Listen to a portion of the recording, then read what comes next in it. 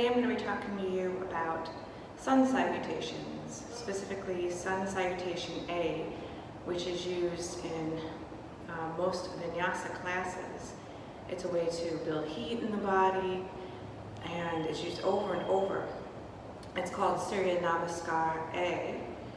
And there's many ways that we can do this in modifications depending on our body and what it's ready for, and also what our body feels like that very day. So all of them begin the same way. We come into mountain pose, Tadasana. Sometimes it's called Samastitihi, which is a command, that means come to attention, and the pose itself is Tadasana, or mountain pose. So to do that, our first variation is we're going to take our feet hip distance apart. And we're going to line up the feet straight and parallel. So some of us may stand naturally with our feet out or in a little bit, and that's fine. But in Tadasana, we line them up so we can feel the hips coming right out of the sockets. And then we're going to press into those feet like we mean it, right? Like we're pressing the ground away. And when we do that, it automatically lifts the kneecaps and ignites the quads, ignites the hamstrings and the glutes. And then we're going to take our shoulders up, back, and down, and open up. The spine is nice and straight, tailbone tucked, crown of the head lifting. And it's an active practice, an active pose. So as we're pushing into those feet, right, we feel everything begin to ignite and lift. And this is Tadasana. So this is different than if we were just going to stand like, right? Nothing much is happening. If we push, we ignite, we lift, it's active. So we'll begin with a half sun salutation first. So to do that, we inhale, reach the arms up, and we lift all the way through the fingertips. And in the exhale, we're going to fold from hinging from the hips until we reach the ground. And once we stand here in our forward fold, we're going to press into the feet. We're going to lean over. Now, it doesn't matter if your legs are straight or bent, all right? A lot of us have very tight hamstrings, and the goal isn't to have like open hamstrings. It's to find an active forward fold that's right for our body. So we still push into the feet, and we lengthen the back. Then we're going to halfway lift. So we're going to come up, hands come to the shins. This is the first variation. Shoulders tuck way back. And then the belly draws in. And then exhale, fold again. Now we're going to reverse swan dive by hinging at the hips and leading with the heart. Inhale, lift all the way up. Exhale, back into our Tadasana, our Samastitihi. Again, we inhale, lift. Exhale, forward fold. Inhale, halfway lift. Exhale, fold. Inhale, reverse swan dive, hinging up. Exhale, Samastitihi. This time we'll do some variations on this. So for most people, those feet hip distance are going to be what they want to practice for the long term. Another variation is where you bring the big toes to touch and the heels about an inch or two apart. Now this isn't going to be stable for everybody, so it's only if you have some body awareness and have been practicing yoga for a while. In certain styles, such as Ashtanga, this is the way that they would practice. Inhale, lift. Exhale, forward fold. Now one variation of the halfway lift, once you understand how to pull those shoulders back and that belly in, fingertips come up. We extend the spine, shoulders come back, belly comes in, exhale, fold. Inhale, reverse swan dive all the way up. Samastitihi. Good, so the next variation we'll do is a gentler version of our sun salutation all the way through. Inhale, reach. Exhale, forward fold. Inhale, halfway lift. Exhale, we're going to take it back to a kneeling plank. So we want nice wide hands here. We're going to shift forward in a kneeling plank. Hands press in, belly's engaged. Now here's the tricky part. Normally when we're in our plank, we want a nice soft bend to the elbows because it enlightens the core. If we lock those elbows, the core is not being used. However, we have to get down to our belly. And in yoga, we don't turn the elbows out, we turn them straight back. So you need your elbow creases to shine forward, you shift forward, and you're going to take a nice exhale all the way down until you reach the ground. Tops of the feet press in, kneecaps lift, shoulders come back, and then we inhale up, little cobra. Exhale down. I'm going to push back into child's pose. Inhale up, take one foot, the other foot, forward fold. Inhale, half of it. Exhale, fold. Inhale, reach all the way up. Salutation. I'll do that again. Inhale, we lift. Exhale, fold. Inhale, half of it. Exhale, take it back to our kneeling plank. Exhaling all the way down, elbows right by the side of the body, all the way to the mat. Pressing, lift up, little cobra. Exhale down. We'll push back, child's pose. Inhale, one foot, the other foot, forward fold. Inhale, half of it. Exhale, fold. Root to rise, inhaling up. Exhale, Salutation. And we'll add on from that. Inhale, we lift. Exhale, fold. Inhale, half we lift. Exhale, we'll take it back to that kneeling plank. Taking it down on that exhale. Inhale, little baby cobra. And here, lifting the head up doesn't help, right? You want your spine nice and long. And here we'll press back to downward facing dog.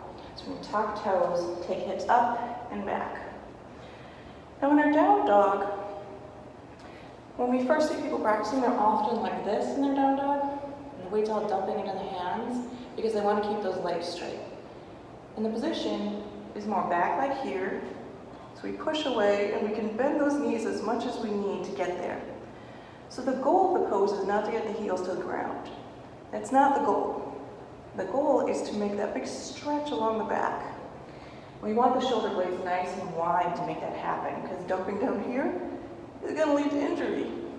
So we open up to the shoulder blades.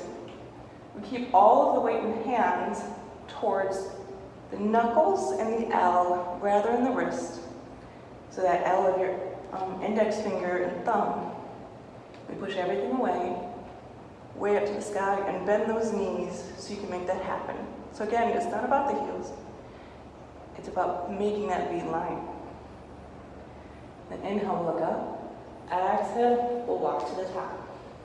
Inhale, halfway lift. Exhale, fold. Inhale, move all the way up. Exhale, Salutation.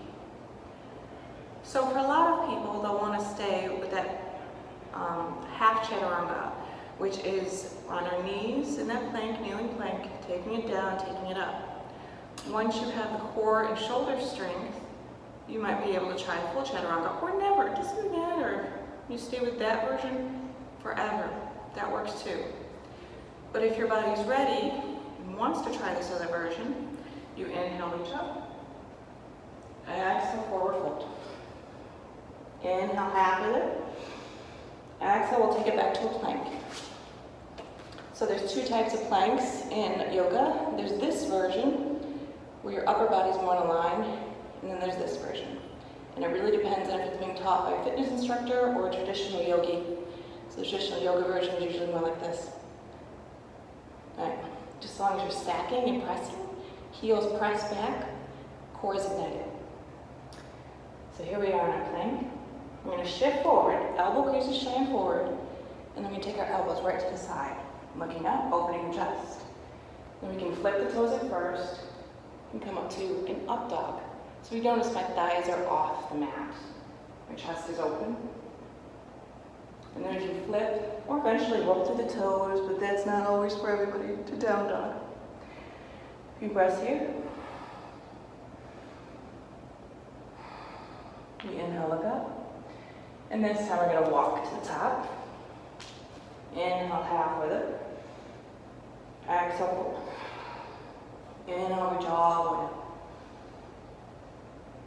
up. Exhale, Salutation. One more time. Inhale, reach.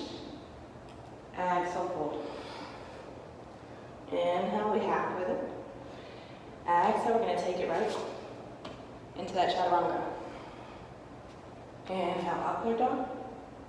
Exhale, downward facing dog. We breathe here. And another variation, if our body's ready, we inhale, look up, bend the knees. Exhale, pushing that mat away. We jump to the top. Inhale, half lift. Exhale, fold. Inhale, we reach all the way up. Exhale, Salutation. One more time through. This time we'll do the jump back into chaturanga. And again, this is only if your body's ready for it. Any of these variations are as good as the other. Inhale, we reach. Exhale, fold. Inhale, half we lift. We plant the hands, and I'm going to jump back to bent elbows. Right into chaturanga. Inhale, up dog. Exhale, downward facing dog. Deep breath in. Let it go. Inhale, we look up. And the exhale, we push that mat away into our halfway lift in the inhale. Exhale, reaching all the way up. Salutation. Now I'm going to go through a classical sun salutation, which is a little bit different, but it's all a combination of the same elements. So for this version, you inhale, lift. Exhale, fold. Inhale, half with it. Exhale, we're going to take the right foot back into that lunge position. So in your lunge position, you want that thigh engaged in the back rather than sinking. So engage that thigh. Deep inhale. Exhale, step back, plank. Or half. Take it down. Take it up. Take it back into our downward facing dog. Few deep breaths. We're going to take our right foot, bring it between the hands. Again, that back leg's engaged. Exhale, forward fold. Inhale, rise. Exhale, Salutation. Inhale, lift. Exhale, fold. Inhale, half with it. Exhale, we're going to take the left foot back, doing the other side now. We can stay here. If you'd like to add on a variation as we lift up. Crescent lunge. Exhale, down. Take it back to our plank, or straight to down dog, and we flow through. Taking it down, inhaling up, taking it back. And the inhale, left foot comes between the hands, and we inhale all the way up, or we stay down. Exhale, forward fold. Inhale, halfway lift. Exhale, fold. Inhale, rise all the way up. Exhale, Salutation. So there are a number of variations for doing our sun salutations, and it depends on the day. If you need a gentle version, you take that. If your body is ready and needs to do the other versions, listen to it. Do the one that's right for you. As you're going through your chaturangas, pay very close attention to your shoulders. If you start feeling a pinch, back away, back off of them. Because if we are not doing them aligned properly, we can cause some injury here. So that's one reason why, when studios open again, you should check in with a yoga teacher in real life. They can look at your alignment, they can see how you're doing. Make sure that you keep practicing, keep being kind to your body, being kind to yourself. Namaste.